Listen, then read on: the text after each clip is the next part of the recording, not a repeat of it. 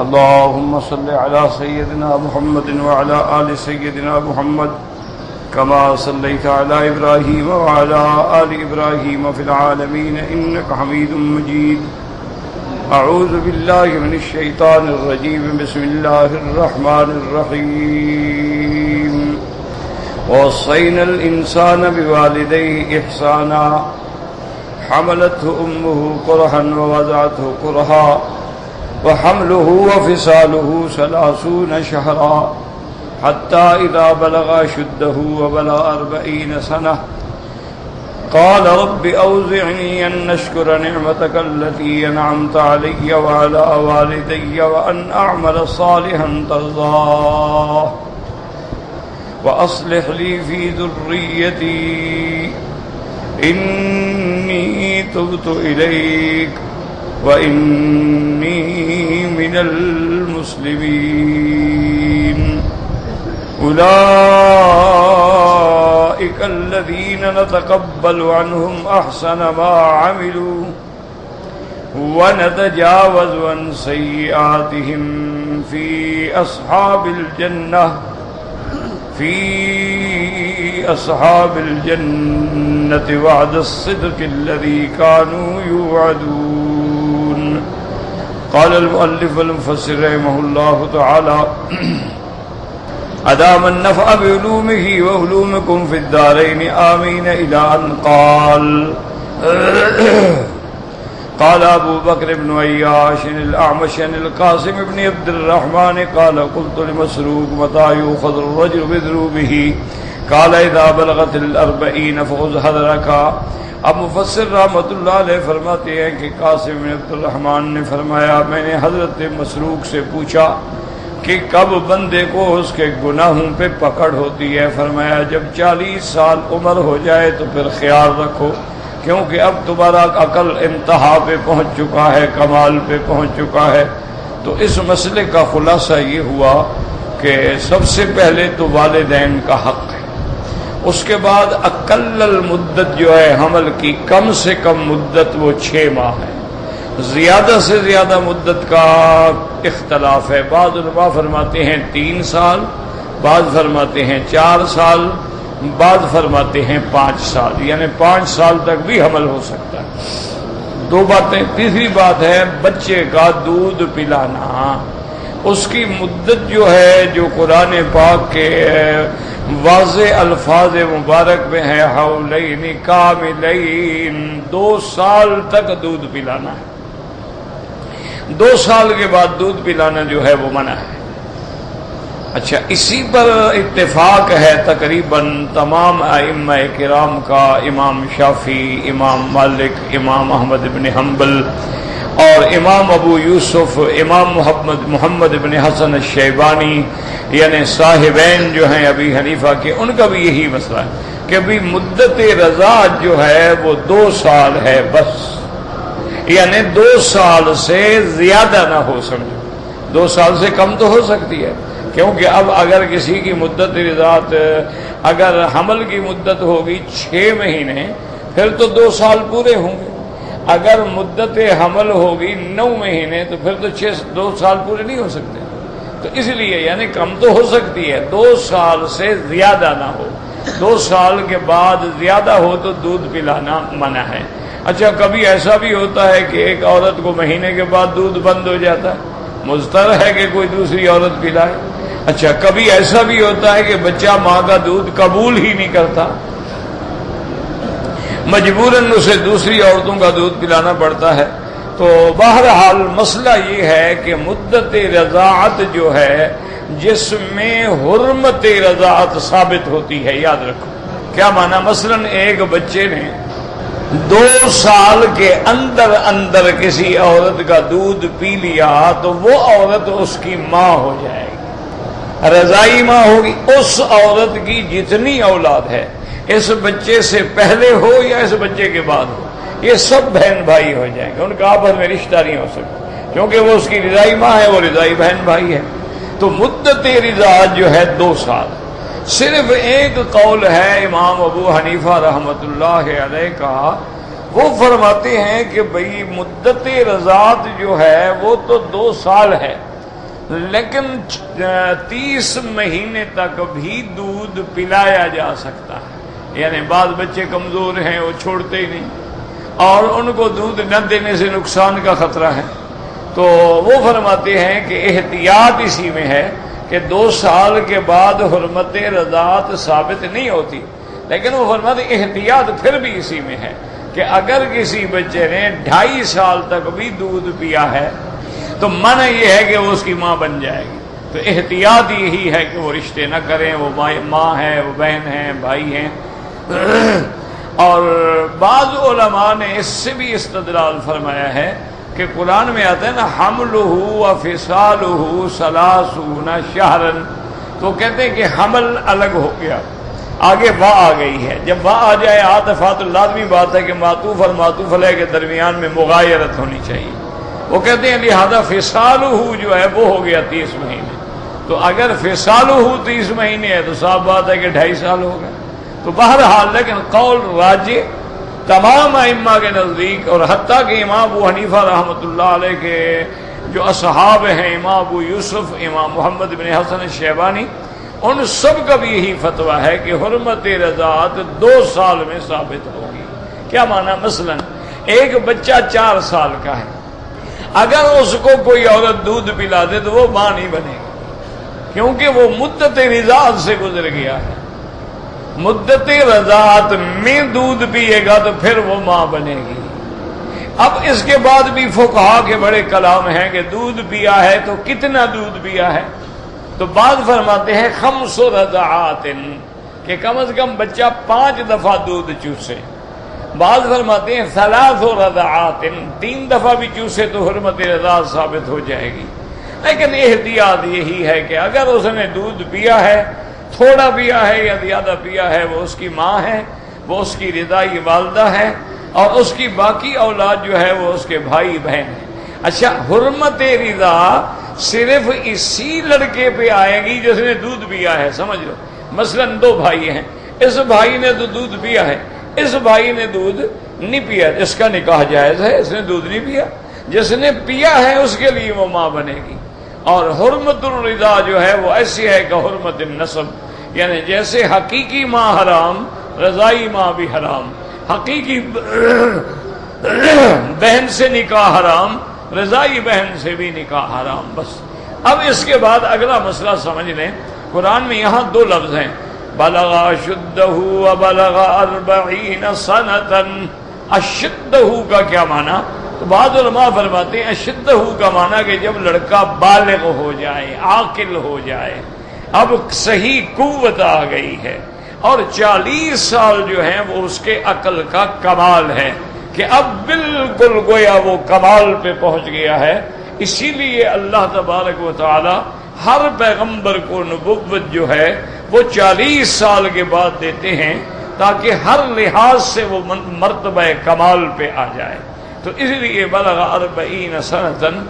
اور اسی لیے یہ بھی علماء نے فرما دیا ہے کہ جب آدمی کی عمر 40 سال ہو جائے تو اب احتیاط کرو، کیونکہ اب تمہارے پاس کوئی عذر باقی نہیں ہے کہ بھائی مجھے پتہ نہیں لگا اور مجھے سمجھ نہیں آیا۔ نہیں، 40 سال عمر ہوگی کیسے تمہیں سمجھ نہیں آیا؟ تو اس لیے انہوں نے فرمایا کہ خود حذر کا اب احتیاط کرو۔ وقال الحافظ ابو يعلى الموسري قال حدثنا ابو عبد الله القواريري قال حدثنا عروة بن قيس الازدي وكان قد بلغ 100 سنة، ان کی عمر جو تھی وہ 100 سال تھی۔ حدثنا ابو الحسن الكوفي بن اوس قال قال محمد بن عمرو بن عثمان رضي الله تعالى عنه عن النبي صلى الله عليه وسلم قال العبد المسلم اذا بلغ 40 سنة خفف الله تعالى حسابه۔ اس روایت میں آتا ہے کہ حضور پاک نے فرمایا کہ جب بندے کی عمر 40 سال ہوتی ہے اللہ تبارک و تعالی حکم دیتے ہیں کہ اس کے ساتھ نرمی کا معاملہ کیا جائے۔ وَإِذَا بَلَغَ فرماتے ہیں 60 سنة، اور جب بندہ 60 سال کی عمر کو پہنچ جاتا ہے رزقہ اللہ تعالی الانابۃ الیہ، اللہ پھر اس کو اپنے طرف رجوع کی توفیق عطا فرماتے ہیں۔ اب اس کی رجوع، اس کا ہر وقت فکر اور دھیان اللہ کی طرف ہوتا ہے۔ وَإِذَا بَلَغَ 70 سَنَةً أَحَبَّهُ أَهْلُ السَّمَاءِ، اور جب عمر 70 سال ہو جاتی ہے تو اب آسمان والے بھی اس کو محبوب سمجھتے ہیں. وَإِذَا بَلَغَ 80 سَنَةً ثَبَتَ اللَّهُ تَعَالَى حَسَنَاتَهُ وَمَحَا سَيِّئَاتَهُ. اور جب اس کی عمر 60 سال ہو جاتی ہے اللہ فرماتے ہیں اس کی نیکیاں تو لکھ دو لیکن اس کے گناہوں کو مٹا دو، اب یہ بوڑھا ہو گیا. وَإِذَا بَلَغَ 90 غَفَرَ اللَّهُ مَا تَقَدَّمَ مِن ذَنبِهِ وَمَا تَأَخَّرَ. اور جب کوئی آدمی 90 سال کی عمر کو پہنچ جاتا ہے تو اللہ اس کی اگلی پچھلی گناہ جو ہیں وہ معاف فرما دیتے ہیں. وَشَفَّاهُ اللَّهُ تَعَالَى فِي أَهْلِ بَيْتِهِ. اور اس کے گھرانے کے بندوں کے بارے میں اس کی شفاعت بھی قبول فرمائیں گے. وَقَدْ وَفِي السَّمَاءِ يَسِيرُ اللَّهِ فِي الْأَرْضِ. اور آسمانوں میں لکھ دیا جاتا ہے کہ گویا یہ اللہ کا قیدی ہے جو زمین کے اندر ہے. وقد روى هذا من غير هذا الوجه في مسند الامام احمد. وقد قال الحجاج بن عبد الله الحكمي احد امراء بني اميه بدمشق تركت المعاصي والذنوب 40 سنه حياء من الناس ثم تركتها حياء من الله عز وجل. واحسن قول الشاعر صبا ما صبا حتى على الشيب راسه فلما علاه قال للباطل ابعدي. اب جناب فرماتے ہیں مفسر رحمت اللہ علیہ کہ یہ مسند امام احمد میں روایت ہے، لیکن یاد رکھو گناہوں سے مراد صغیرہ گناہ ہوتے ہیں، چونکہ کبیرہ گناہ توبہ کے بغیر معاف نہیں ہوتا. ایک بات یاد رکھیں کہ کبیرہ گناہ جو ہیں وہ بغیر توبہ کے معاف نہیں ہوتا. ان میں اس لیے فرماتے ہیں کہ لا صغیرۃ مع الاصرار ولا کبیرۃ مع الاستغفار. ایک صغیرہ گناہ ہے بار بار کرو تو وہ بھی کبیرہ بن جاتا ہے، اور کبیرہ گناہ جو ہے وہ نہیں مٹتا جب تک سچے دل سے توبہ نہ کرے. اور توبہ کے لیے شرط ہے کہ فوراً گناہ کو چھوڑ دے اور شرمندگی محسوس کرے اور آئندہ اس گناہ کرنے نہ کرنے کا عزم کرے تو پھر توبہ قبول ہوتی ہے. یہ توبہ نہیں ہوتی میری توبہ میری توبہ میری توبہ میری، یہ تو ایک لفظ ہے، مذاق ہے، استہزاء ہے. توبہ کا معنی یہ ہوتا ہے الاقلاع من الذنب، اس گناہ کو فوراً چھوڑ دو. والندم علی ذلک، اور اس پہ ندامت محسوس کرو. اور اس کے بعد والعزم علی اللہ تعود فیہ، اور عزم کرو کہ یا اللہ میں پھر یہ گناہ کبھی نہیں کروں گا، تو پھر گناہ معاف ہوتے ہیں. باقی جو صغائر ہیں وہ نیکیوں سے معاف ہو جاتے ہیں. ان الحسنات یذہبن السیئات، وضو کرنے سے معاف ہو جاتے ہیں، مسجد کی طرف چلنے سے معاف ہو جاتے ہیں، مسجد میں نماز کی انتظار میں بیٹھنے سے معاف ہو جاتے ہیں، اللہ کا ذکر کرنے سے معاف ہو جاتے ہیں. حتیٰ کہ ایک حدیث مبارک میں آتا ہے کہ جو بندہ کسی بازار سے گزر رہا ہو اور چلتے چلتے پڑھ لے لا الہ الا اللہ وحدہ لا شریک لہ لہ الملک ولہ الحمد یحیی و یمیت وہو علی کل شیء قدیر. اور ایک روایت میں لا الہ الا اللہ وحدہ لا شریک لہ لہ الملک ولہ الحمد یحیی و یمیت وہو حی دائم لا یموت ابدا. لا الہ الا اللہ وحدہ لا شریک لہ لہ الملک ولہ الحمد یحیی و یمیت وہو علی کل شیء قدیر. تو ایک دفعہ پڑھنے سے 10,000 گناہ معاف ہو جاتے ہیں. تو چھوٹے گناہوں کو مٹانے کے لیے تو اللہ نے ہمارے لیے نہریں بنا دی ہیں نا کہ بس منہ دھو اور صاف ہو جاؤ. لیکن اگر کبیرہ گناہ ہے تو پھر توبہ کے بغیر معاف نہیں، اس کے لیے لازم ہے کہ توبہ کرے. اب جناب فرماتے ہیں کہ حضرت حجاج بن عبداللہ الحکمی یہ امراء بنی امیہ میں سے دمشق کے اندر یعنی امیر تھے، گورنر تھے. قال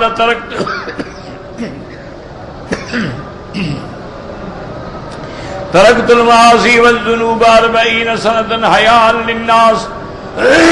کہتے ہیں جب میری عمر 40 سال کی ہو گئی تو اب میں نے لوگوں کے شرم سے گناہ چھوڑ دیے. کیا کہیں گے یار دیکھو ایسا.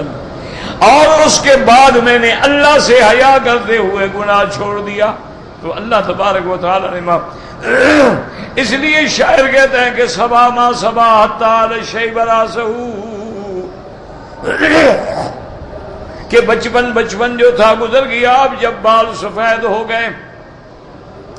فلما علاہ قال للباطل ابعدوا، اور اس کے بعد اگر گناہ قریب آنے لگا کریں گے دوڑ جاؤ بھئی اب ہم بوڑھے ہو گئے، اب کیا تو اب بھی میرے پاس آتے ہو. اس لیے بعض علماء نے فرمایا کہ جب تمہارے بالوں میں سفید بال آنے شروع ہو جائیں قد جاءکم النذیر، گویا تمہارے پاس اللہ کا ڈرانے والا آ گیا کہ اب تیاری کرو، موت قریب ہے، اب زندگی کے ایام جو ہیں وہ باقی تھوڑے رہ گئے ہیں۔ پہلے دور میں تو عمر جو ہے نا جی 1000 سال، 2000 سال، 900 سال، 800 سال، 500 سال، پھر یہ گھٹتی آئی کیوں؟ اب دنیا جو مٹنے والی ہے تو ہر چیز گھٹے گی نا، ہر چیز گھٹتی جائے گی حتیٰ کہ ختم ہو جائے گی اور فنا ہو جائے گی۔ تو حضور صلی اللہ علیہ وسلم نے فرمایا کہ میری امت کی عمر جو ہے ما بین 60 و 70، 60 اور 70 کے درمیان ہے۔ کلما یتجاوز، بہت تھوڑے لوگ ہیں جو اس سے تجاوز کر جاتے ہیں۔ اس کے بعد دعا مانگی، قال رب اوزعنی ان اشکر نعمتک التی انعمت علی وعلی والدی، قال رب اوزعنی ان اشکر، الہمنی، یا اللہ مجھے الہام فرما دے، مجھے توفیق دے دے، مجھے شکر ادا کرنے کا طریقہ بھی سمجھا دے۔ ان اشکر نعمتک التی، تاکہ میں شکر کروں تیری نعمتوں کا جو تو نے مجھ پہ نعمت کی ہے اور میرے والدین پہ نعمت کی ہے۔ ان اعمل صالحا ترضا، اور میں اچھے عمل کروں جس سے تو مستقبل میں راضی ہو جائے۔ واصلح لی فی ذریتی، اے نسلی و عقبی، اور میرا اللہ میری اولاد کی بھی اصلاح فرما دے۔ انی تبت الیک و انی من المسلمین، میرا مولا میں تیری طرف لوٹا، میرا مولا میں اپنے آپ کو تیرے سپرد کرتا ہوں، تیری اطاعت کو قبول کرتا ہوں ان کیا۔ وہذا فیہ ارشاد لمن بلغ الاربعین ان یجدد التوبۃ والانابۃ الی اللہ عز وجل ویادم علیہا۔ اب مفسر رحمۃ اللہ علیہ فرماتی ہیں کہ قرآن پاک میں یہ جو پڑھی ہے آپ نے آیت، بلغ 40 سنۃ، جب 40 سال ہوئے، قال رب اوزعنی، پھر دعا مانگی، تو اشارہ ہے کہ اگر 40 سال کے ہو گئے ہو تو توبہ کرو، انابت اختیار کرو، اللہ کے شکر کی کوشش کرو، اللہ کے ذکر میں لگ جاؤ، اللہ کی عبادت میں لگ جاؤ۔ وقد روى ابو داود فی سنن عن مسعود رضی اللہ تعالی عنہ ان رسول اللہ صلی اللہ علیہ وسلم كان يعلمهم يقولوا في التشهد اللهم الف بين قلوبنا واصلح ذات بيننا واهدنا سبل السلام ونجنا من الظلمات إلى النور وجنبنا الفواحش ما ظهر منها وما بطن وبارك لنا في أسماعنا وأبصارنا وقلوبنا وأزواجنا وذرياتنا وتب علينا إنك أنت التواب الرحيم وجعلنا شاكرين نعمتك مثنين بها عليك قابليها واتممها علينا۔ اب میرے آقا کبھی کبھی تشہد کی نماز کے تشہد میں جب بیٹھتے تھے تو درود پاک پڑھنے کے بعد یہ دعا بھی پڑھا کرتے تھے۔ یاد رکھیں یہ نوافل کی بات ہے کہ نوافل کو جتنی لمبی پڑھیں گے اتنا ثواب۔ تو حضور یہ دعا فرماتی تھی کہ اللہم الف بین قلوبنا، ہمارے دلوں میں الفت پیدا فرما، اصلح ذات بیننا، اور جن کے جن جھگڑے ہیں ان کی صلح فرما دے، واہدنا سبل السلام، ہمیں سلامتی کے رستوں کی ہدایت فرما، ونجنا من الظلمات الی النور، ہمیں شرک کفر بدعات کے اندھیروں سے نور ایمان کی طرف اس سے نجات دے اور نور ایمان نصیب فرما، وجنبنا الفواحش، ہمیں فواحش سے بچا، ما ظہر منہا وما بطن، جو کھلے ہیں یا چھپے ہیں ان تمام گناہوں سے ہمیں دور فرما دے، وبارک لنا فی اسماعنا وابصارنا وازواجنا وقلوبنا وازواجنا وذریاتنا۔ یا اللہ ہمارے دیکھنے میں قوتوں میں، سننے کی قوتوں میں، دل کی قوتوں میں، بیوی اور اولادوں کے اندر برکت عطا فرما، وتب علینا انک انت التواب الرحیم، ہم پہ مہربانی فرما میرا مولا، آپ بہت بڑے توبہ قبول فرمانے والے ہیں، بہت بڑی نہایت رحم والے ہیں۔ وجعلنا شاکرین لنعمتک، یا اللہ ہمیں اپنی نعمتوں کے شکر ادا کرنے والا بنا، فرمایا مسنی نبی علیہ کا، اور اس پہ شکر تو تعریف کرنے والا بنا، قبول کرنے والا بنا، اور اپنی نعمتیں ہمیں پوری کی پوری عطا فرما دے۔ یاد رکھو ہر نعمت کا شکر ادا کرو۔ شکر کا کیا معنی ہوتا ہے؟ پہلے تو یہ ایمان ہو گئی یہ نعمتیں ہمیں اللہ نے دی ہیں، اور اس کے بعد جو نعمت ہے وہ اللہ کی رضا میں خرچ ہو، نافرمانی میں خرچ نہ ہو۔ کیا معنی؟ اللہ نے پیسہ دیا ہے تو اس کی رضا میں خرچ کرو، اور اگر گناہ میں خرچ کرے ہو تو یہ شکر نہیں ہے، ناشکری ہے۔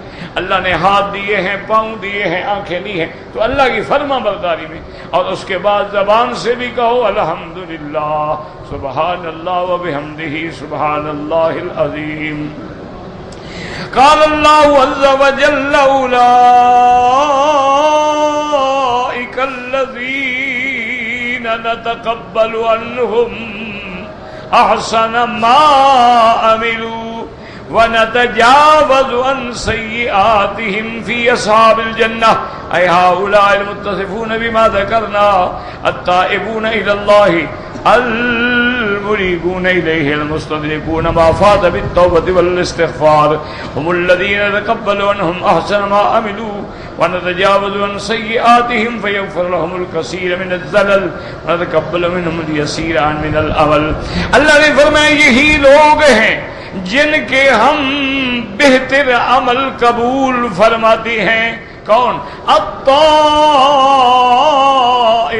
الی اللہ، اللہ کی طرف لوٹنے والے، اللہ کی طرف انابت کرنے والے، اور ہر وہ چیز جو ان کی زندگی گزر گئی اس کا ازالہ کرنے والے، اللہ کے ذکر سے، استغفار سے۔ یہی لوگ ہیں جن کی اللہ بہتر عمل قبول فرماتے ہیں۔ وَنَتَجَاوَزُ عَنْ سَيِّئَاتِهِمْ وَيَغْفِرُ لَهُمُ الْكَثِيرَ، اللہ فرماتے ہیں ہم ان کے گناہوں سے درگزر فرماتے ہیں، ان کے گناہوں کو معاف کر دیتے ہیں۔ معمولی سے عمل کے ساتھ ہم ان کا معمولی عمل بھی قبول کر کے بڑے بڑے گناہوں سے ان کو بچا دیتے ہیں۔ فی اصحاب الجنہ، اے ہم فی جملۃ اصحاب الجنت، یہ سب جو ہیں جنت والے ہیں۔ اللہم اجعلنا من اصحاب الجنہ، اللہم ارزقنا الفردوس الاعلی بغیر حساب، اللہم ارزقنا حسن الختام، اللہم اجعل آخر کلامنا کلام لا الہ الا اللہ محمد الرسول اللہ۔ فرمایا وعد الصدق الذی کانوا یوعدون۔ قال ابن جریر حدثنی یعقوب بن ابراہیم قال حدثنا المعتمر بن سلیمان عن الحکم بن ابان عن الغطریف عن جابر بن زید عن ابن عباس رضی اللہ تعالی عنہما عن رسول اللہ صلی اللہ علیہ وسلم عن الروح الامین علیہ الصلاۃ والسلام قال یؤتی بحسنات العبد وسیئاتہ فَيَكْتَسُ بَعْضُهَا بِبَعْضٍ فَإِنْ بَقِيَتْ حَسَنَةً وَسَّعَ اللَّهُ تَعَالَى لَهُ فِي الْجَنَّةِ قَالَ فَدَخَلْتُ عَلَى يَزْدَادٍ فَحَدَّثَنِي بِهَذَا قَالَ قُلْتُ فَإِنْ ذَهَبَتِ الْحَسَنَةُ قَالَ أُولَئِكَ الَّذِينَ نَتَقَبَّلُ عَنْهُمْ أَحْسَنَ مَا عَمِلُوا وَنَتَجَاوَزُ عَنْ سَيِّئَاتِهِمْ فِي أَصْحَابِ الْجَنَّةِ بَعْدَ الصِّدْقِ الَّذِي كَانُوا يُوعَدُونَ۔ جابر ابن زید فرماتے ہیں کہ حضرت ابن عباس رضی اللہ تعالیٰ عنہما سے روایت ہے ان رسول اللہ صلی اللہ علیہ وسلم عن الروح الامین، جبریل علیہ السلام نے آ کے بتایا یؤتی بحسنات العبد وسیئاتہ، اللہ پاک حکم دیں گے کہ نیکیاں میرے بندے کی اور گناہ لے آؤ، نیکی اور گناہ کو ٹکراتے جائیں گے۔ اگر ایک نیکی بھی زیادہ ہو گئی تو اللہ تبارک و تعالیٰ اپنی رحمت کے ساتھ اس کو جنت عطا فرما دیں گے، اللہ تبارک و تعالیٰ اس کو نعمتیں عطا فرما دیں گے۔ اور اس کے بعد فرماتی ہیں کہ میں جب یزداد پہ آیا انہوں نے بھی یہ حدیث بیان کی، اور میں نے کہا اچھا بھائی اگر ایک نیکی زیادہ ہو گئی وہ تو جنت میں گیا، لیکن خدا نہ کرے نیکیاں ختم ہو جائیں نہ بچے کچھ بھی، پھر کیا ہوگا؟ فرمایا اللہ پھر بھی تجاوز فرما دیں گے۔ اولئک الذین نتقبل عنہم احسن ما عملوا ونتجاوز عن سیئاتہم ونتجاوز عن سیئاتہم فی اصحاب الجنہ وعد الصدق الذي كانوا يوعدون. وهكذا رواه ابن أبي حاتم النبي عن محمد بن عبد الأعلى الصنعاني عن المعتمر بن سليمان بإسناده مثله وزاد عن الروح الأمين قال قال الرب جل جلاله يؤتى بحسنات العبد وسيئاته وذكره وهو حديث غريب وإسناده جيد لا بأس به. وقال ابن أبي حاتم حدثنا أبي قال حدثنا سليمان بن معبد قال حدثنا عمرو بن عاصم الكلائي قال حدثنا أبو أوانة عن أبي بشر جعفر بن أبي واشية يوسف بن سعد عن محمد بن حاتم قال ونزل في داري حيث ظهر علي رضي الله تعالى عنه على أهل البصرة فقال لي يوما لقد شهدت أمير المؤمنين رضي الله عنه وعنده عمار وساعة والأشتر ومحمد بن أبي بكر رضي الله عنهم فذكروا عثمان رضي الله عنه ونالوا منه. فقال علي رضي الله عنه والسيء موعود في يده فقال قائد منهم إن عندكم من يفصل بينكم فسألوه فقال علي رضي الله تعالى عنه كان عثمان رضي الله تعالى عنه من الذين قال الله تعالى فيهم أولئك الذين نتقبل عنهم أحسن ما عملوا ونجاوز عن سيئاتهم في أصحاب الجنة وعد الصدق الذي كانوا يوعدون. اب مفسر فرماتے ہیں کہ محمد بن حازم فرماتے ہیں کہ جب میری حویلی میں حضرت علی رضی اللہ تعالیٰ عنہ جب اہل بصرہ کے پاس تشریف لے آئے فقال علی یوما لقد شهدت امیر المؤمنین علی رضی اللہ تعالیٰ عنہ کہنے لگے کہ میں نے حضرت امیر المومنین حضرت علی رضی اللہ تعالیٰ عنہ کی خدمت میں حاضری دی.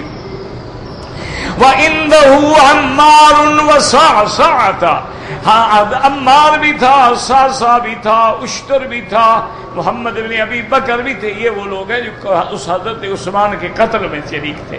محمد بن ابی بکر رضی اللہ تعالیٰ عنہ فذکروا عثمان رضی اللہ عنہ فنالوا منہ انہوں نے حضرت عثمان کا ذکر کیا پھر حضرت عثمان کی شان میں کوتاہی کرتے رہے کہ حضرت عثمان سے یہ غلطی ہوئی یہ غلطی ہوئی یہ غلطی ہوئی. حضرت علی سنتے رہے. جب آپ سے پوچھا گیا کہ حضرت علی آپ کیا فرماتے ہیں آپ نے فرمایا میں تو یہ جانتا ہوں کہ عثمان ان لوگوں میں ہے جن کے بارے میں اللہ نے قرآن میں فرمایا ہے اولئک الذین یتقبل عنہم احسن ما عملوا ان نے جو اچھے عمل کیے وہ ہم نے قبول کیے اور ان کی غلطیوں سے ہم نے درگزر کر دیا. فی اصحاب الجنہ وہ جنتی ہے. وعد الصدق الذی کانوا یوعدون واللہ عثمان واصحاب عثمان رضی اللہ عنہم. حضرت علی نے 3 دفعہ قسم کھا کے کہا کہ عثمان اور اس کے ساتھی عثمان اور اس کے ساتھی عثمان اور اس کے ساتھی جنتی ہیں. حضرت قال یوسف قلت محمد بن حاتم اللہ سمعت هذا من علی رضی اللہ عنہ قال اللہ سمعت هذا من علی رضی اللہ تعالی عنہ. وہ کہتے ہیں میں نے قسم دے کے پوچھا کہ تم نے حضرت علی رضی اللہ تعالی عنہ سے یہ سنا تھا؟ انہوں نے فرمایا کہ ہاں میں نے یہ سنا تھا حضرت علی رضی اللہ تعالیٰ عنہ یہ فرما رہے تھے. تو بہرحال آدمی جب اچھے عمل کرتا ہے تو اللہ اپنی رحمت سے اس کی خطاؤں سے درگزر فرما دیتے ہیں.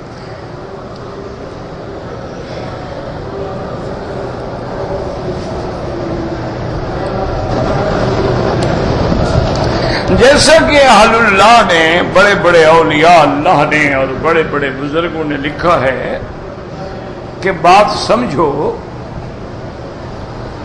وہ فرماتی ہیں کہ یہ قرآن کا فیصلہ ہے کہ اللہ نے جنت بنائی ہے ایمان والوں کے لیے اور جہنم بنائی ہے کافروں کے لیے. اللہ اپنے بندوں کو جہنم میں ڈالنا نہیں چاہتے. وہ تو ہے ہی کافروں کے. اس کی مثال ایسے ہے کہ جیسے آپ کے ملک میں شہروں میں بڑے بڑے جیل خانے بنتے ہیں تو بنتے تو وہ مجرموں کے لیے ہیں ڈاکو قاتل چور برے لوگ. لیکن کبھی کبھی کوئی اچھا آدمی بھی پھنس جاتا ہے کوئی ناحق پھنس جاتا ہے کوئی دوستی میں پھنس جاتا ہے کوئی کسی مجبوری میں پھنس جاتا ہے وہ بھی آ جاتا ہے جیل. تو اس لیے اصل تو ایمان والوں کے لیے جنت ہے اور جہنم جو ہے وہ کافروں کے لیے ہے. لیکن اگر مسلمان اتنی بڑی رعایت کے باوجود کہ اللہ نے لاکھوں پیغمبر بھیجے ہیں، اللہ نے کتابیں اتاری ہیں، اللہ نے ہمیں قوت سمع اور بصر حواس خمسہ دیے ہیں، اللہ نے ہمیں حلال حرام کی تمییز دی ہے، اللہ نے ہمیں خیر شر کا تمییز دی ہے، اللہ نے ہمیں جنت جہنم کی تمییز دی ہے، اللہ نے ہمیں معروف و منکر کی تمییز دی ہے، اس کے باوجود بھی ہم اپنے آپ کو زبردستی جہنم میں ڈالیں تو پھر کیا ہی ڈالیں؟ جیسے کہ ایک صحیح حدیث میں آتا ہے،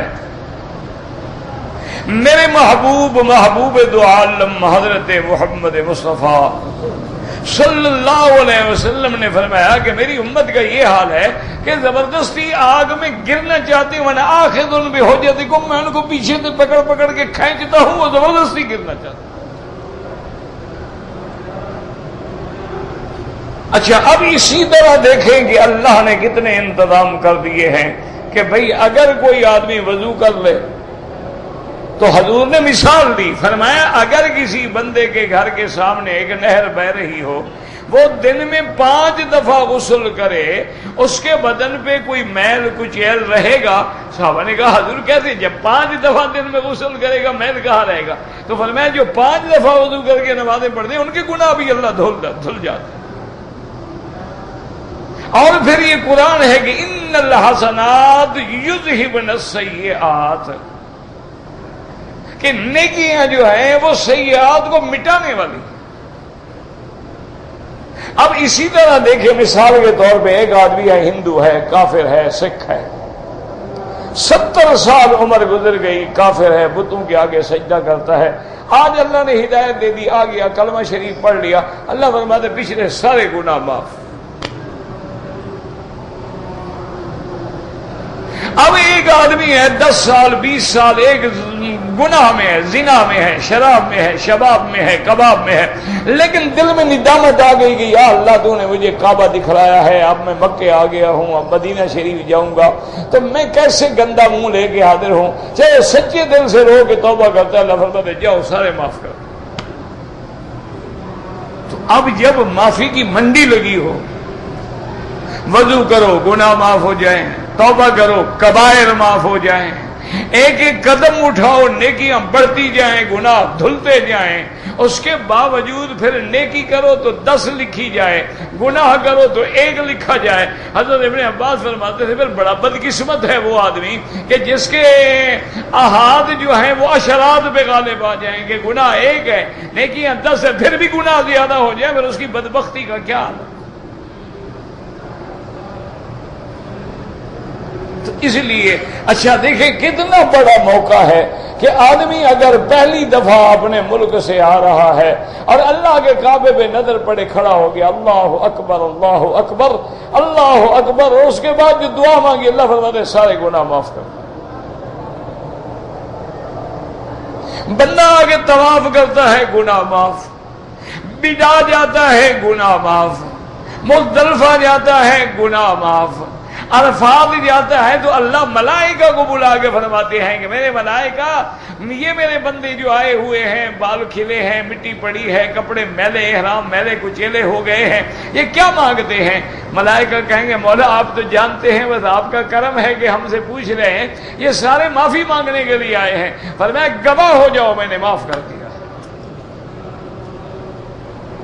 حتیٰ کہ روایات میں یہ بھی آتا ہے کہ جب آدمی عرفات سے مزدلفہ آ گیا، مینا آ گیا، کنکری ماری، قربانی کی، بال منڈائے، کپڑے پہنے، طواف زیارت پہ آ گیا، تو اللہ کے فرشتے کہتے ہیں حاجی مبارک ہو، آج تم اللہ کے گھر کا طواف ایسے کر رہے ہو کہ گناہوں سے پاک چل رہے ہو اللہ کی زمین پر. اس کے باوجود بھی ہم نہ بخشے جائیں تو پھر تو ہماری بدبختی ہے نا، پھر تو بدقسمتی کی انتہا ہے. جیسے کہ ایک اللہ کے ولی نے لکھا ہے کہ رب رب العالمین ہو، رب رب العالمین ہو، نبی رحمت للعالمین ہو، کعبہ ہدی للعالمین ہو اور پھر بھی تیری مغفرت نہ ہو، فرمایا پھر تیرے جیسا بدبخت کوئی نہیں۔ دعا کریں اللہ ہماری مغفرت فرمائے۔ اللہم اجعلنا من السعداء ولا تجعلنا من الاشقیاء، اللہم کن بنا رؤوفا رحیما ولا تجعلنا شقیا ولا محروما۔ دیکھو میرے بھائی حاجی صاحبان، آپ کبھی غور کیا کریں کہ دیکھو طواف اللہ نے رکھا ہے، ایمان سے کہو طواف کوئی وظیفے کا نام ہے، کسی کتاب کا نام ہے؟ اللہ فرماتے ہیں حجر اسود سے کھڑے ہو کے نیت کرو، بس 7 چکر لگاؤ، ایک لفظ بھی نہ پڑھو، ایک لفظ بھی زبان سے تم نے نہیں پڑھا، بس چپ کر کے پھر رہا ہے۔ اللہ فرماتے ہیں بس گھومنا تیرا کام ہے اور معاف کرنا میرا کام ہے، بس تیرا طواف ہو گیا، پڑھو پڑھو نہ پڑھو نہ پڑھو۔ یعنی طواف چکروں کا نام رکھ دیا، صفا مروہ دوڑنے کا نام رکھ دیا، عرفات کے میدان میں جا کے بیٹھنے کا نام رکھ دیا۔ کوئی نہیں کہا کہ عرفات میں جب تک قرآن ختم نہیں کرو گے میں اس بار حج قبول نہیں کروں گا۔ کتنے حاجی قرآن پڑھتے؟ یعنی اگر اللہ پاک فرما دیتے کہ بابا حج پہ آ رہے ہو، عرفات میں ایک ایک قرآن ختم کرنا ہے، کتنے حاجی کرتے؟ ہمارے حاجی تو انشاءاللہ اگلے سال تک بیٹھے رہیں تو نہیں کر سکتے، یہ تو ان الذین کفروا سے آگے پڑھے ہوئے ہی نہیں ہیں، یہ تو بیچارے یہاں تک پڑے ہوئے ہیں نا، ان کو تو درود شریف بھی اللہ کا شکر ہے نہیں آتا ہے، وہ جان چھڑاتے ہیں۔ کون درود پڑھے جی؟ اپنے انگوٹھے چوم لیے، احسان نبی پہ کر دیا، انگوٹھے اپنے چوم رہے ہیں، احسان نبی پہ کم رہے۔ ایسی دنیا میں کوئی بد عقل قوم آپ نے دیکھی ہوگی؟ دیکھو خدا کے کعبے میں بیٹھو، ٹھنڈے دل سے سوچو، میں یہاں اپنے آپ کو بوسہ دیتا ہوں، تمہیں کیا فائدہ ہو رہا ہے بھائی؟ بھائی بوسہ دینا ہے، جس بندے نے نبی کا نام لیا ہے دوڑ کے اس کے منہ کو چوم لو، اپنے انگوٹھے چومنے کا کیا مطلب ہے؟ کہتے ہیں جی آدم نے چوما تھا، اپنے نبی کی شریعت کا پتہ نہیں، آدم سے شریعت پوچھنے چلے گئے ہیں۔ عجیب قوم ہے، عجیب عقل ہے، اللہ ہدایت کے فیصلے فرمائے۔ ہم تو بس دعا کرتے رہتے ہیں اور ہمارے بس میں کیا ہے، کیا کر سکتے ہیں؟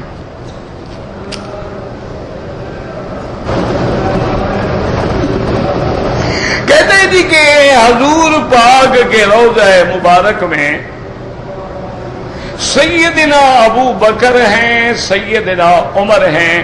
کیا یہ بات درست ہے کہ بی بی عائشہ یعنی جب حضرت عمر دفن ہوئے تو بعد میں پردہ فرماتی تھی؟ ہاں یہ آثار میں ہے کہ بی بی عائشہ فرماتی تھی ھذا زوجی و ھذا ابی، یہ میرے خامند ہے، وہ میرا ابا ہے۔ اب حضرت عمر آ گئے ہیں تو لہذا ادب یہ ہے کہ میں بغیر پردے کے نہیں جاؤں گی۔ اچھا بی بی عائشہ کو تو اتنا حیا ہے، ایمان سے کہو ہمیں بھی ہے؟ ٹھنڈے دل سے ناراض نہ ہوں، اگر ہوں تو چلو جو تنخواہ دیتے ہیں نہ بھیجنا۔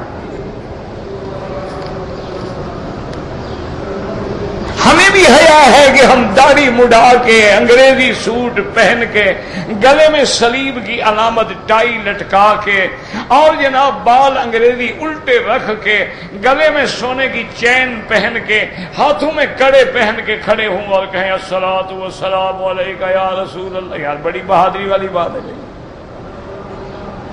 بھائی، واقعی تم بڑے بہادر آدمی۔ اور مولانا روم جیسا بندہ تو یہ کہتا ہے کہ 1000 بار بشویم دہن بار کو مشک و گلاب، وہ کہتا ہے میرا مدنی 1000 دفعہ میں مشک و گلاب کے عرق سے زبان دھو ڈالوں پھر بھی مجھے ڈر لگتا ہے کہ نام لیتے ہوئے محمد مدنی کا بے ادبی نہ ہو جائے۔ ہنوز نام تو گفتن کمال بے ادبی، کہتا ہے میرا محبوب اتنی محنت کے باوجود تیرا نام لیتے ہوئے ڈرتا ہوں، میری گندی زبان ہے، کہیں اس پلید زبان پہ تیرے نام آنے سے بے ادبی نہ ہو جائے۔ ہم حقہ پیئیں تو بے ادبی نہیں، سگریٹ پیئیں تو بے ادبی نہیں، گالیاں دیں تو بے ادبی نہیں، اور ہم اس منہ سے اپنی عورتوں کے جسد کو چاٹیں تو بے ادبی نہیں ہے کہ اسی زبان سے کلمہ بھی پڑھتا ہے، حجر اسود پہ بوسہ بھی دیتا ہے، اور پھر اس کو حیا نہیں آتی کہ میں کیا کیا گناہ کر رہا ہوں۔ بس اللہ سے دعا کرو، ہمارے حال جو ہے یاد رکھو بالکل ہم ہلاکت کے قریب آ گئے ہیں۔ جیسے ڈاکٹر کہتے ہیں نا کہ بھائی اب مریض کو لے جاؤ میاں، اب دوا کی کوئی ضرورت نہیں، اب دعا شاید بچا لے، اب ہمیں بھی شاید اللہ کی رحمت بچا لے، ورنہ ہم ہلاکت کے بالکل گڑے پہ آ گئے۔ ظہر الفساد فی البر والبحر بما کسبت ایدی الناس، اب زمین گناہوں سے فساد سے بھر گئی ہے۔ ایمان سے کہیں جہاں 9 سال سے 12 سال کی لڑکیاں حاملہ ہو جاتی ہوں، جہاں 5 سال کی لڑکی سے بھی زنا کیا جاتا ہو، جہاں ماں اپنی بیٹی کی دلالی کرتی ہو، جہاں خامد اپنی بیوی کا دلہ بنا ہوا ہو، کیا وہ دنیا بھی اب باقی رہنے کے قابل ہے؟ اسی لیے بی بی عائشہ نے پوچھا تھا یا رسول اللہ صلی اللہ علیہ وسلم انہلک وفینا الصالحون، بی بی عائشہ نے پوچھا کہ یا رسول اللہ صلی اللہ علیہ وسلم کیا ایسا بھی ہوگا کہ ہم میں اچھے لوگ بھی ہوں گے، نمازی بھی ہوں گے، روزے دار بھی ہوں گے، پرہیزگار بھی ہوں گے، پھر بھی اللہ کا عذاب آ جائے گا؟ آپ نے فرمایا اذا کثر فیکم الخبث، کہ جب میری امت میں زنا عام ہو جائے گا تو اللہ سب پہ عذاب کر دیں گے۔ اس سے بڑا عذاب ہے کہ ایک دن کا اخبار اٹھا لو، کم از کم 200 400 200 400 مسلمان مر رہا ہے۔ اس سے بڑا عذاب ایمان سے کہیں کیا ہو سکتا ہے کہ ہر آدمی صبح سے شام تک یقین کرے اب تو اخبار پڑھتے ہوئے ڈر لگتا ہے کہ کوئی ایسی خبر پڑھیں گے پتہ نہیں کیا ہو، لیکن بندے پھر بھی نہیں سمجھتے، سامنے لاشیں پڑی ہوئی ہیں اور یہ جناب ہاتھ میں ہاتھ ڈالے فیشن میں گیت گاتے ہوئے جا رہے ہیں، احساس مر گیا ہے۔ اور بات کرو کہتی ہے جی یہ تو نارمل ہے، ہوتا ہے۔ انا للہ و انا الیہ راجعون۔ کہتے ہیں بابا پہلے حجرہ مبارک تھا تو بی بی زیارت کے لیے اندر تھوڑی رہتی تھی، عقل کرو، بی بی کا حجرہ جو ہے اسی میں سرکار دو عالم کی قبر مبارک، پھر حضرت ابوبکر کی وہاں رہتی نہیں تھی، یعنی پہلے جب داخل ہوتی تھی تو کپڑے کا لحاظ نہیں فرماتی، بعد میں ادب کا تقاضا یہ تھا کہ لحاظ فرماتی نہیں۔ کہتے ہیں جی دیکھتے تھے اللہ کے بندے، اللہ چاہے تو مرنے والے کے بعد جانور دیکھ لیتے ہیں، انسان ابو بکر عمر تو بڑی بات ہے نا۔ قرآن میں آتا ہے اللہ نے فرمایا ابراہیم علیہ السلام کو کہ جب انہوں نے کہا تھا کہ رب ارنی کیف تحیی الموتیٰ، میرا اللہ تھا مردوں کو کیسے زندہ کریں گے؟ قال خذ اربعۃ من الطیر فصرهن الیک، اللہ نے فرمایا 4 پرندے لے گو، ذبح کر کے ان کے گوشت کو ملا دو، ثم اجعل علی کل جبل منہن جزءا، پھر گوشت تھوڑا تھوڑا کر کے پہاڑوں پہ رکھ دو، ثم ادعوہن، پکارو ان کو، یاتینک سعیا، وہ تیری طرف دوڑ کے آ جائیں گے۔ ایمان سے کہیں اگر وہ پرندے ابراہیم کی آواز سن سکتے ہیں اور اللہ فرماتے ہیں تیری طرف آئیں گے، ورنہ زندہ ہو کے ادھر بھاگ جاتے، پھر کہیں نہ ہمیں پکڑ لے، پھر نہ ذبح کر دے۔ ان کو کیا پتہ ابراہیم ادھر بیٹھا ہے، دیکھیں گے تو آئیں گے نا۔ تو اللہ ان کو دکھا سکتے ہیں، انسانوں کو نہیں دکھا سکتے۔ اللہ کے بندے، حدیث مبارک میں آتا ہے کہ جب کوئی بندہ واقفہ کے قبر پہ سلام کرتا ہے تو مردے کو اللہ خبر دیتے ہیں کہ فلاں بندہ تیرے پاس کھڑا ہے۔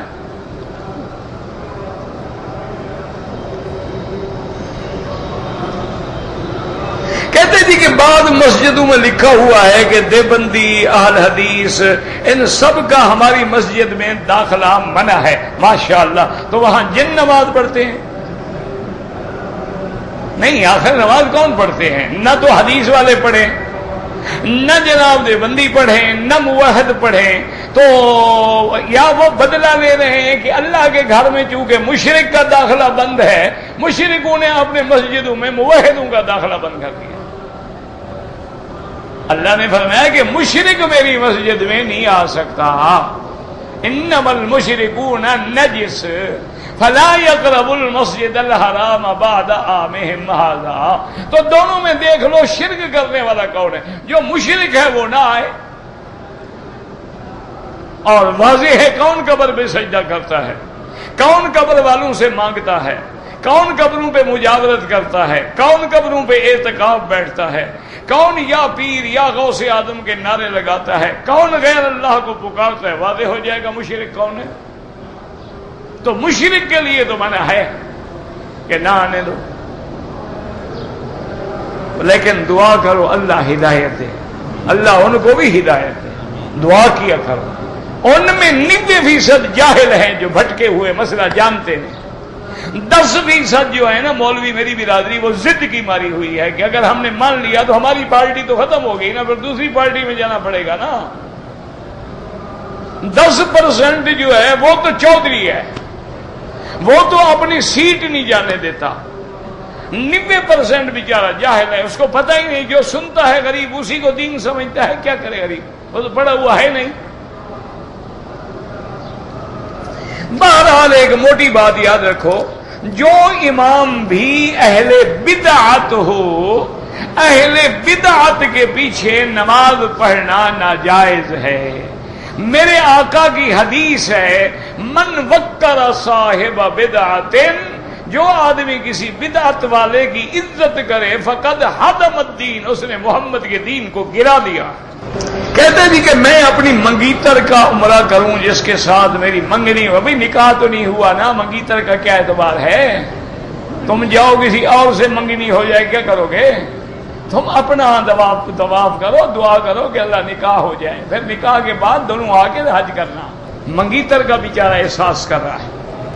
ہمارے حاجی عجیب ہیں، کہتے ہیں میں موبائل کو کعبے سے لگا رہا ہوں، بوسہ دے دو، وہاں سے بوسہ آ رہا ہے. ایسے حاجی بھی آپ نے دیکھے؟ ابھی میں نے تو نہیں دیکھے، پہلی دفعہ دیکھے. انا للہ و انا الیہ راجعون. کہتے جی کہ جدہ والوں کی مرکات تو نہیں، میقات. جدہ والوں کی کوئی میقات نہیں، ان کا تو میقات کے اندر ہے، وہ میقات باہر ہے. یلملم وہ تو ہل میں ہیں، وہ تو داخل المیقات ہے. بہرحال عمرہ کر کے جس کے لیے بھی دعا کریں گے اللہ ان کو ثواب دے گا. طواف قدوم کے ساتھ طواف افاضت فرض ہے خدا کے بندے، اس کے بغیر تو حج ہی نہیں ہوگا.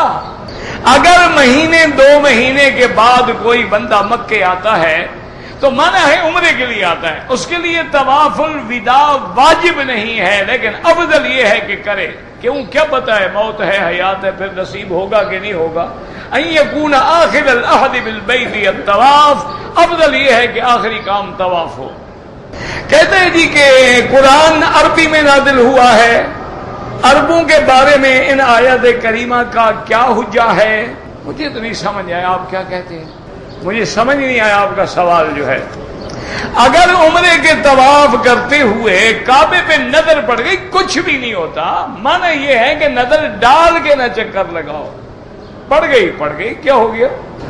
دوران طواف میں نے 4 چکر کے بعد بیوی کو وضو کے لیے لے، کوئی نہیں، آپ نے کل بھی تو پوچھا تھا نا. کہتے ہیں جی کہ صفا مروہ کے دوڑنے کے بعد کسی جگہ میں جب بیٹھ گیا تو لوہے کا زنگ کا جو اثر ہے وہ میرے احرام پہ آ گیا. میں نے دھویا بھی ہے، وہ داغ نہیں جاتا، کوئی حرج نہیں، پلید تو نہیں ہو گیا نا. اب اس کو میں حج میں استعمال کروں؟ بالکل استعمال کرو. امام کے بعد والی صف جو ہے وہ پہلی صف ہے، اگر وہ نہ ملے تو پھر جو کعبے کے قریب ہوگی وہ پہلی صف ہے. کہتے جی کہ قرآن میں تو ہے کہ مرد اور عورت ایک دوسرے کا لباس ہیں. آپ کہتے ہیں عورت پردہ کرے، وہ میاں بیوی لباس ہیں، شریف آدمی. یہ نہیں ہے کہ دوسرے کی بیوی تیرا لباس ہے اور تم اس کا لباس ہو. ذرا پہن کے دیکھو کیسے ٹھیک کرتے ہیں تمہیں. نہ تجربہ کر لو نا, مولوی سے مسئلہ نہ پوچھو. کسی بیوی کو جا کے چھڑو کہ جناب آپ بھی لباس میں بھی لباس, انشاءاللہ اس کا خاوند آپ کا لباس اتار کے گھر بھیجے گا. عجیب قرآن سمجھ رہے ہو. او اللہ کے بندے, وہ تو میاں بیوی ہے. ہن لباس لکم وانتم لباس لہن. اگر کوئی سنت مؤکدہ چھوڑ دے بالکل گناہگار ہے, توبہ کرے. اگر داڑھی مڈاتا ہے بالکل گناہگار ہے, گناہ کبیرہ ہے, اور بار بار مڈانے والا فاسق و فاجر ہو جاتا ہے, اس کے پیچھے نماز ناجائز ہے. ایک آدمی نے پاکستان سے احرام باندھا, طواف کرنے کے بعد صفا مروا نہیں دوڑا, سر مڈا دیا, ایک بکری دم پڑ گئی. اگر آدمی کا حالت احرام میں ناک صاف کرنے سے بال ٹوٹ جائے کچھ بھی نہیں ہوتا. اگر کوئی بندہ منت مانے کہ میرا کام ہو جائے تو میں ہر مہینے کی 11ویں کو روزہ رکھوں گا, بالکل ناجائز ہے, کیونکہ 11ویں پہلے بدعت کے لیے مقرر ہے. تم 12ویں کی منت کیوں نہیں مانتے, 13ویں کی بھی نہیں مانتے, پہلی کی بھی نہیں مانتے, 11ویں میں کیا کھڑا ہوا ہے, پڑا ہوا ہے. قوالی سننا کیسے ہے, بالکل حرام ہے. جب گانے اس کے ساتھ ساز آ جائیں, سازندے آ جائیں, اس میں ڈھولک تماشا آ جائے, مزامیر آ گئے, مزامیر شیطان کی آواز ہے. ایک آدمی نے اپنی مسجد کے امام کو گالی دی ہے, استغفار کرو اور امام صاحب سے بھی جا کے کہہ دو کہ میں نے آپ کے بارے میں غلط بات کی ہے, مجھے معاف کر دو بس. یا اللہ اور یا محمد یا حرف ندا ہے, وہ اللہ کے سوا کسی غیر کے ساتھ استعمال نہیں ہو سکتا. یا جبرائیل, یا ابراہیم, یا میکائیل, یا محمد, یا رسول, یا نبی, یہی تو شرک ہے کہ جو حرف ندا اللہ کے لیے ہے وہ اللہ کے سوا کسی کے ساتھ لگایا جائے. اور شرک کیا ہوتا ہے؟ اگر قسطوں پر کوئی چیز ہم لیتے ہیں وہ جائز ہے. ایک عمرے میں 3-4 آدمی کا نیت کر سکتا ہے, بس حضور کی ساری امت کا کر لو, جان چھڑاؤ, باقی حاجی گھر جائیں. جناب ایک ایک کے لیے. حرم میں بھی نمازی کے آگے نہ گزریں, مجبوری ہو تو سجدے کی جگہ سے دور ہو کے گزریں. ملتزم پہ سینہ لگانا سنت ہے, موقع ملے لگا لو, نہ ملے کوئی بات نہیں. خانہ کعبہ کا غلاف چوننا بدعت ہے, حجر اسود کا چومنا سنت ہے. اب حجر صفا مروہ جو ہے مسجد میں داخل ہو گئی, ہاں تقریباً داخل ہو گئی, کیونکہ اس کے بعد جو میدان ہے اب تو وہ بھی مسجد بن گئے نا.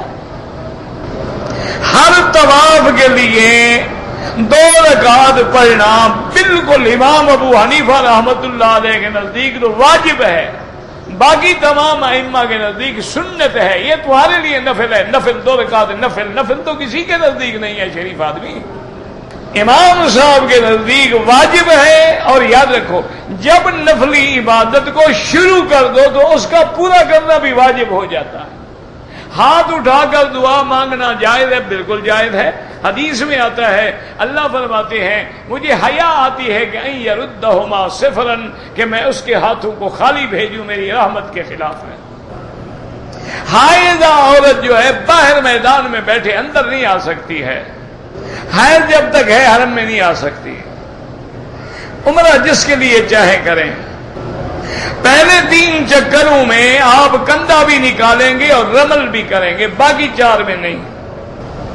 میری لڑکی ڈاکٹری پڑھ رہی ہے, جائز ہے, بالکل جائز ہے, لیکن کوشش یہ کریں کہ اختلاط مردوں سے نہ ہو, اور زیادہ سے زیادہ اپنے آپ کو پردے کے ساتھ رکھے. اور بعض چیزیں ڈاکٹروں کو سکھائی جاتی ہے تو وہ لیڈی ڈاکٹر سے سیکھے. ربل کا معنی ہوتا ہے جیسے پہلوان اکڑ کے چلتا ہے. کافروں نے اعتراض کیا تھا کہ مسلمان تو کمزور ہو گئے, ہمارے ساتھ کیا لڑیں گے. حضور نے فرمایا ربل کر کے دکھاؤ گے نہیں, اب بھی کفر کا مقابلہ کرنے کے لیے ہم میں قوت موجود ہے. صفا مروہ پہ کھڑے ہو کے دعا کر سکتے ہیں, باقی یہ جو لوگ اشارے کرتے ہیں یہ ثابت نہیں ہے. کہتا ہے کہ لوگ کہتے ہیں کہ میرے امام نے یہ کہا ہے, نبی کی بات نہیں کرتے. تم بھی تو روز نماز امام کے پیچھے پڑھتے ہو, جا کے نبی کے پیچھے